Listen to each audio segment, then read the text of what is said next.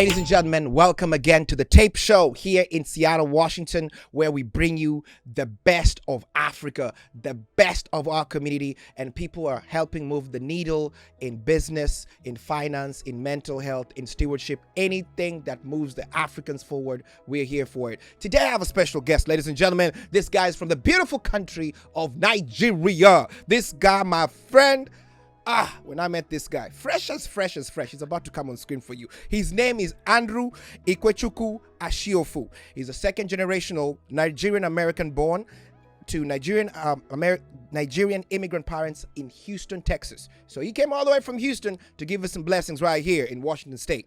This guy moved back to Nigeria where he grew up from after 20 years. He came back to the USA. He has lived in Seattle since 2016. Yeah. I came 2018, so we're close. This guy has a Bachelor of Science in Microbiology. While in college, he represented Nigeria at the Youth Employment Summit, a millennial development growth initiative. In Nigeria, he started a safe spiritual sanctuary called the House of Rainbow for none other than the LGBT community here in the US. He has worked with fellow LGBTQ Nigerians in establishing human rights advocacy and asylum aid for LGBTQ immigrants seeking help, which is a group of people in our community that we don't think they need help like we do. And he's here today because he's a member of DPHIU, the first Greek fraternity of gay men of color. Andrew is also part of the planning council. He's a council member here in Seattle and a co-chair of the King County Democratic DEI committee. You hear this Nigerians, they're always stacking something on something. And he's the commissioner on the Seattle's LGBTQ Commission, where he's the co-chair. Ladies and gentlemen, man, put your hands together, man, for Mr. Andrew. Andrew, man, how you doing, man? I'm good. Thank you for that introduction. Welcome for gracing us with your presence, as you can see. Thank you, man. How have you been? How's your day today? How's Sunday for you? Oh, it's good. We're all experiencing summer in the middle of fall right now. Yes. We're hoping for a good rain and the weather is really nice and sunny outside. I like it. Not only Sundays, I'm always having a cup of coffee, watching reruns of Netflix, but today I have more important issues to discuss. You are a council member here in Seattle. How did that come about? Before I'm going back and forth in some of the questions. So, I'm when we say council or commissioner, it's a appointed. It's not like an elected for now. Okay. And I always tell people I got tired of always complaining, and I decided to put myself in the room where my representation matter. And I discovered that there are lots of commissions and boards from state level to county level to city level. Correct. And I applied because I felt if we don't put our voices in the places where decisions are made for people like us, we would not get the right solution to our issues. Correct. And when you came from Nigeria, Nigerians have a reputation of overachievers. The degree you came in, that was the first that was the first goal you want. That was your first dream as a child. This was your. Well, so back to the overachievers. My dad wanted me to be a medical doctor, so I ended up with microbiology. All right. And after that, I didn't like it. I've never really done a day as a microbiologist. I have always wanted to be where the people matter and make impact. And I think that's one of the beauties about being a civil rights or like humanitarian work is it's not about what you study. It's about the passion you have for the people and the passion for the change. Yes. And when you moved to Seattle, you were in Houston first. I was in the Midwest too. I was somewhere in the middle of nowhere between Oklahoma and forever. But you were in Houston. Houston is a beautiful place. How's the community there? How's the Nigerian community, African community? Did you start the community, your community work activism in Houston, or did you begin in Seattle? So I actually did begin fully here in Seattle. Okay. In Houston, it's easy to get lost in Houston as a Nigerian.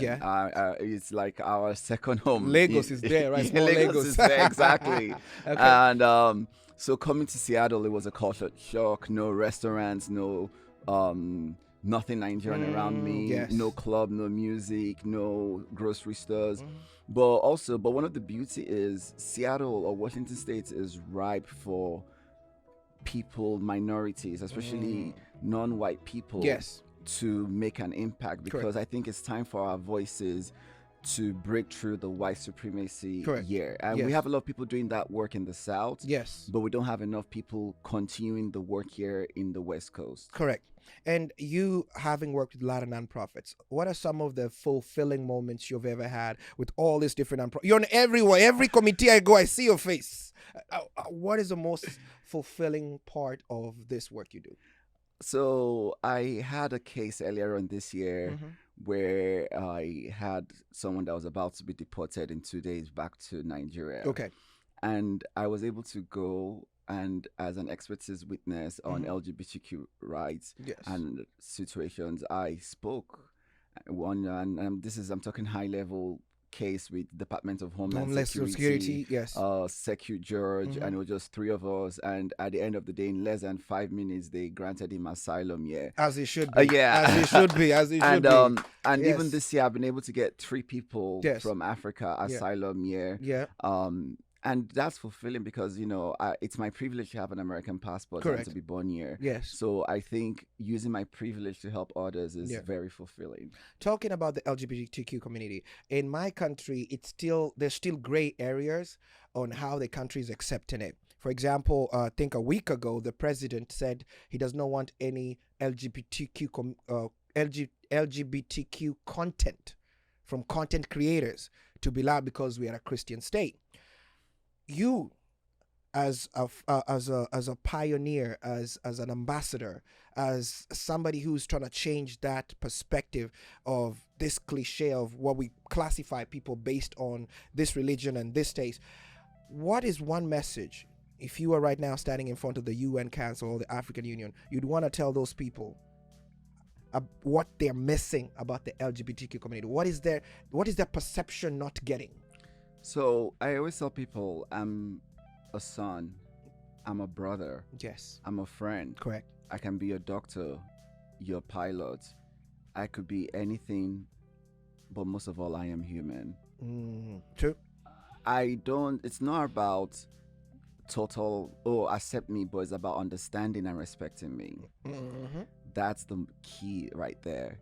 And it's sad because when we talk about Africa and the anti-LGBTQ laws and everything, it's actually true colonialism that brought those laws to Africa.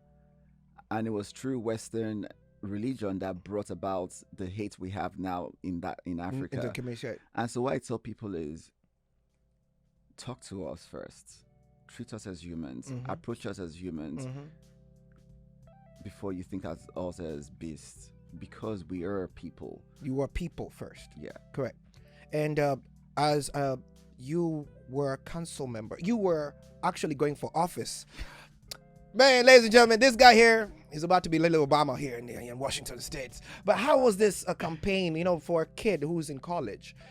Maybe UW, maybe Seattle U, who wants to pursue a career in politics. It's one of very few Africans just pursuing. How did you get there? Did you see Donald Trump by any chance? Well, I never really thought I would run for office here in the US. And I got involved. I got involved with the Democratic Party, which I'm a member of. Yes. And I tell people in my first Democratic Party event, I was elected to be on the executive board. Correct. And I just jumped on that wagon. I got involved. Any meeting. I tell people to get where you want, either by election or anything, you need to speak out. I always spoke out, and I decided to represent. And if I had won, I would have been the first Black immigrant of LGBTQ community. Nice. But it's not just about, sometimes it's not about winning, but it's about creating the voice. Correct. And that's what I hope my campaign created, a voice that has never been there. For people, so this is one of my last questions. Number one, I want you to send a message to any kid or any young person who's from African descent, like if you're from Nigeria, I'm from Kenya or Tanzania, who's ashamed to be part of the community, the LGBT community, who's in hiding or in denial or depressed or in medication. What's one message you would have sent to this camera right there? What would you tell them? You are powerful. Your voice brings about changes. Don't take that away from yourself. And it's not about what people think. It's about you believing in yourself, and you can achieve great things. So be strong.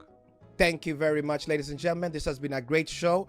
And I just want to confirm, you eat jollof, right? Yes. And you guys know your jollof comes after Ghana. Is it first after Ghana or before Ghana? Okay, so this is what Nigerians are going to. Okay. Liberian jollof is the bomb. Ladies and gentlemen, this is my friend Andrew, again, for this short bit here at the podcast. He'll be coming a lot more, but this is more of an introduction of people you need to know in our community. Thank you again, Andrew, for being in this show. We can't wait to have you here again, man. Thank you. Boss. Yeah.